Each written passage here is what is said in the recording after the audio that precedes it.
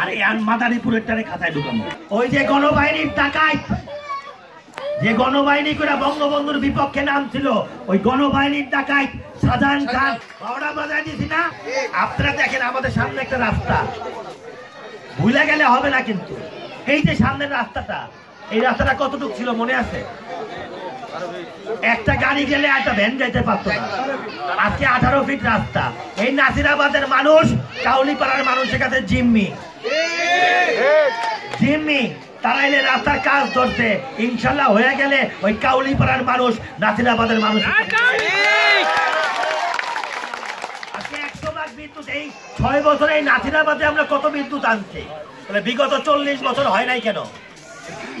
বিগত 40 বছরে হয় নাই কেন? 40 বিগত 25 বছর কি কোনো বিএনপির এমপি ছিল? না, একই পরিবারের এমপি বারবার ছিল, তারপরও হয় নাই। আজকে আমরা এখান থেকে আপনারা তারাইল দিয়ে বিশ্বরোড চলে যাবেন। আজকে এই নাসিরাবাদ ইউনিয়নে না হলো আমরা 8 থেকে 9টা ব্রিজ করছি, কিন্তু আমার মুরব্বী একটা ব্রিজ করতে এসে বন্দুক ফুটছিল, ওই ব্রিজ আজও হয় নাই। কারণ ওইটা কোনো ব্রিজ পাশই হয় না, ভিটা কাটার ইচ্ছা হইতে তাই কাটছিল। আল্লাহ সাথে সাথে পাপ দিয়ে দিচ্ছে।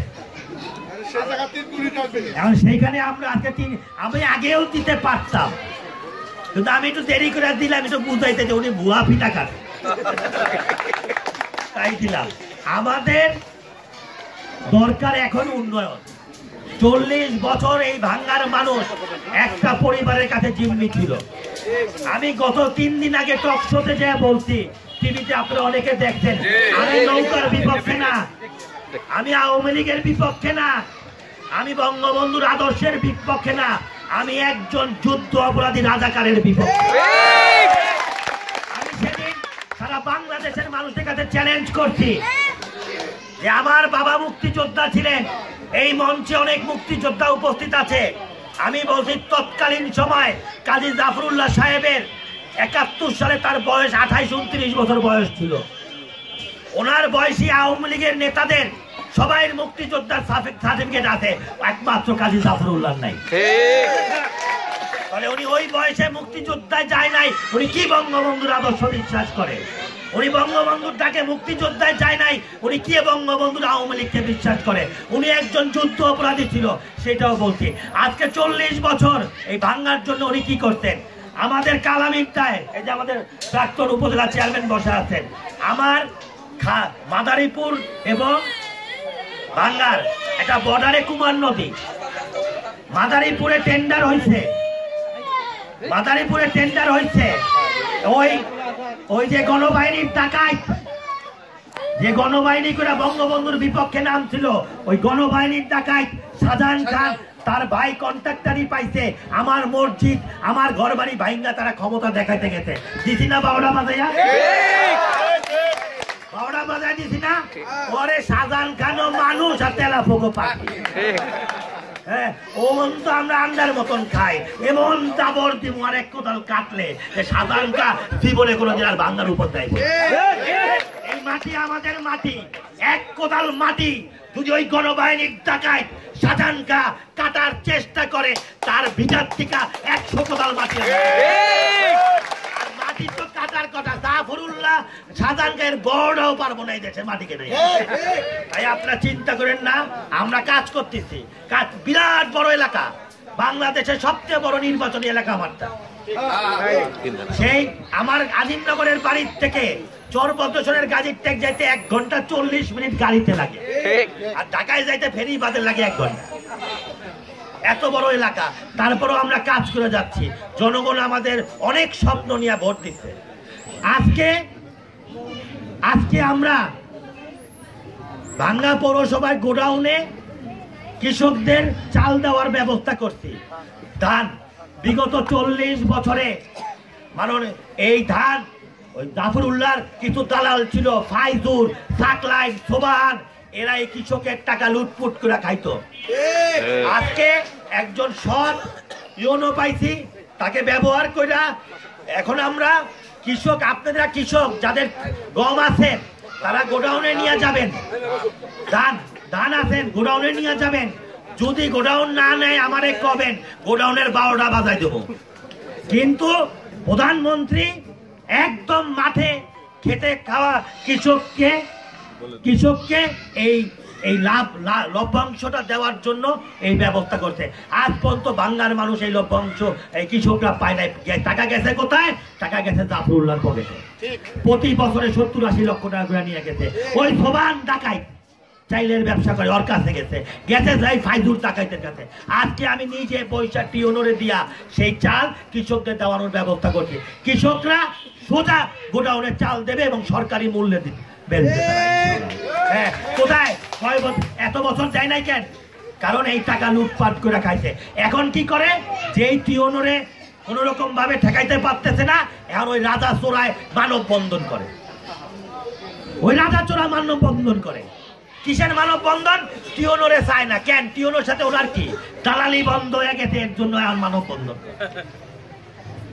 দালালি যদি থাকতো তাহলে টিওনরে মাথায় নিয়ে নাচতো।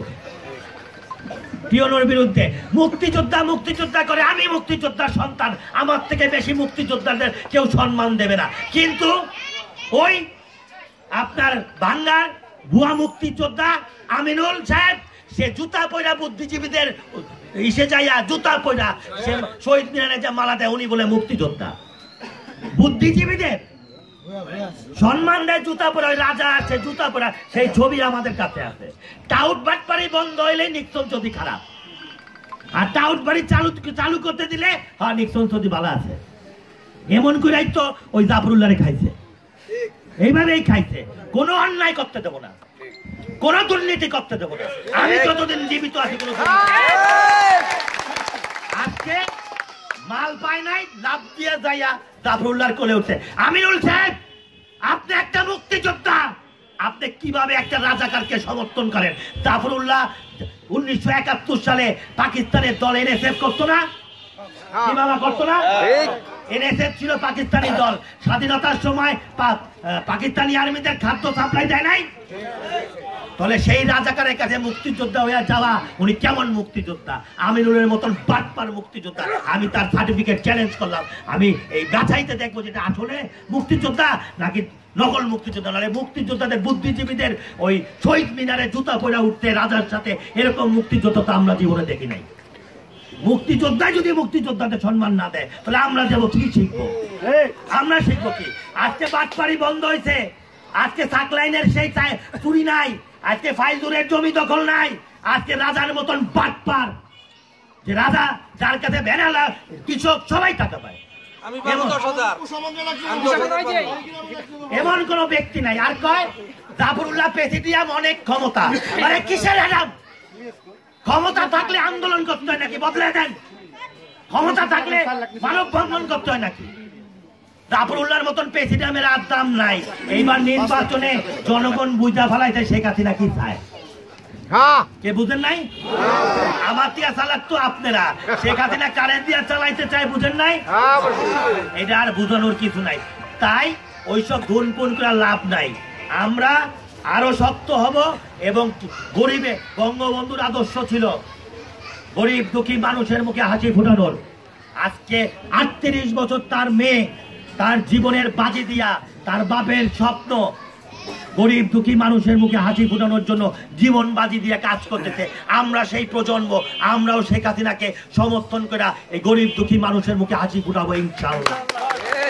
ওই কোন সাধারণ কাজ, ওই চাষদের টাকায় ওই জাফরুল্লাহর মতন রাজাকার নিক্সন চৌধুরীর একটা চুল ছেঁড়ার ক্ষমতা নাই।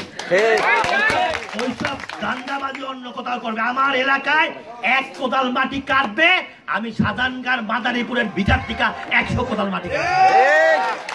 আমি আপনাদের জোরে আজকে আমি চ্যালেঞ্জ করতে পারি। আমি জানি এই 3 থানার জনগণ আমারে তাদের সন্তানের মতন ভালোবাসে। তাই ইনশাল্লাহ, আরে আপনাদের আজ পর্যন্ত মুখ দিয়ে একটা কথা কইছি, সেটা করি নাই এমন কোন কাজ আছে?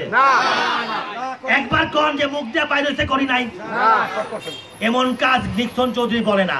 আজকা উপরে আল্লাহ আপনাদের কয়ে গেলাম, আগামী জাতীয় সংসদ নির্বাচনে নিক্সন চৌধুরী নৌকা নিয়ে আসবে ইনশাল্লাহ। নৌকা আমি নিয়ে আসবো, সে কারণ আমার বিশ্বাস আছে বঙ্গবন্ধুর কন্যাকে ভাঙ্গা সদরপুর চরভদ্রের সংগ্রামী জনগণ দুইবার প্রমাণ করতে ওই যুদ্ধ অপরাধে ভাঙ্গার মানুষ চায় না। আর শেখ হাসিনার শরীরে বঙ্গবন্ধুর রক্ত, সে জনগণের মনের আশা পূরণ করার জন্য অবশ্যই সে আগামীতে জনগণের সমর্থন দিয়ে দুইবার নির্বাচিত করতে জনগণের রায়কে সে মেনে নিয়ে আগামীতে জাতীয় সংসদ নির্বাচনে নিক্সন চৌধুরী নৌকা দিয়ে আপনাদের কাছে পাঠাবে। আর অনেকের কথাই কইতাম, সেই কথাটা কইলাম না। আমি রোজা রাইখা রাত 2টার সময় নিজে গাড়ি চালাইয়া জীবনের বাজি দিয়া পঙ্গু হাসপাতালে যাইয়া মানুষের পা রক্ষা করছি।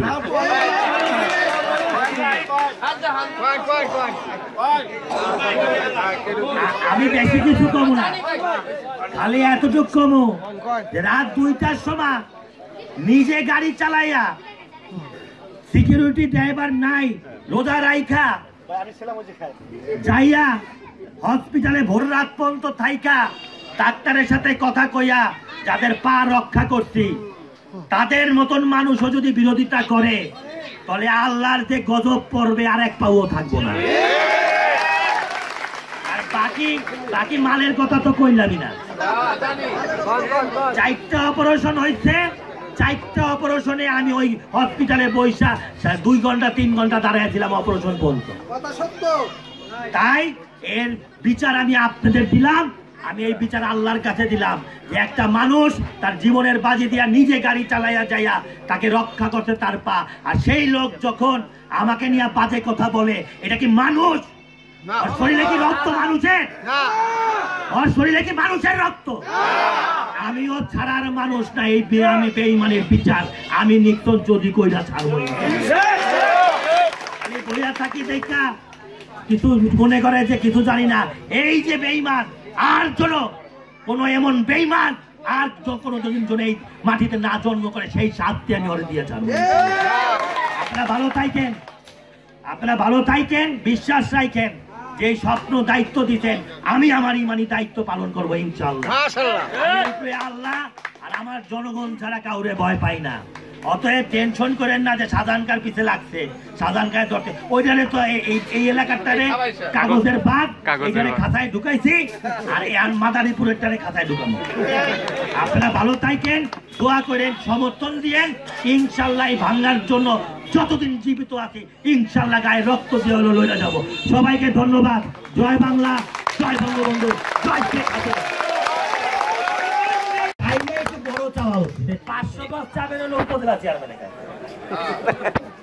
আমি তো 500 গজ দিতে পারি না, তারপরে আপনি চাইছেন, ইনশাল্লাহ আমরা এটা করে দেবো। আর আসল কথা হলো 40 বছরের গর্ত, আমার ভর্তি হচ্ছে 5-6 বছরের সমস্যা দেখতে হবে। তারপরে তো আমরা কাজ করতেছি।